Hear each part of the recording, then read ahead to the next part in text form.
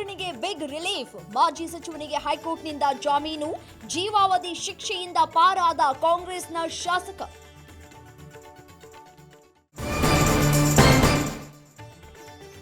ಬರದ ಮಧ್ಯೆ ತಮಿಳುನಾಡಿಗೆ ಕಾವೇರಿ, ಮಂಡ್ಯದಲ್ಲಿ ಆಕ್ರೋಶದ ಕಿಚ್ಚು.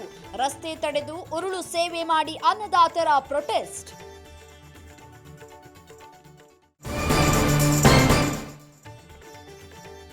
ರಾಜ್ಯದಲ್ಲಿ ಭುಗಿಲೆದ್ದ ಕಾವೇರಿ ಕಿಚ್ಚು. ವಿಧಾನಸೌಧದಲ್ಲಿ ಹೈವೋಲ್ಟೇಜ್ ಮೀಟಿಂಗ್, ನೀರು ಹರಿಸೋ ಬಗ್ಗೆ ಮಹತ್ವದ ಚರ್ಚೆ.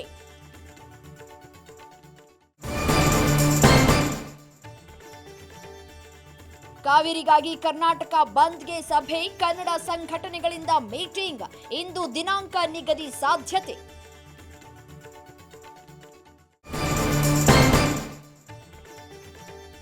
ಮೋದಿ ವಿರುದ್ಧ ಜಾಲತಾಣಗಳಲ್ಲಿ ಅವಹೇಳನ, ಮೆಟಾ ಇಂಡಿಯಾ ಮುಖ್ಯಸ್ಥನ ವಿರುದ್ಧ ಪ್ರಕರಣ.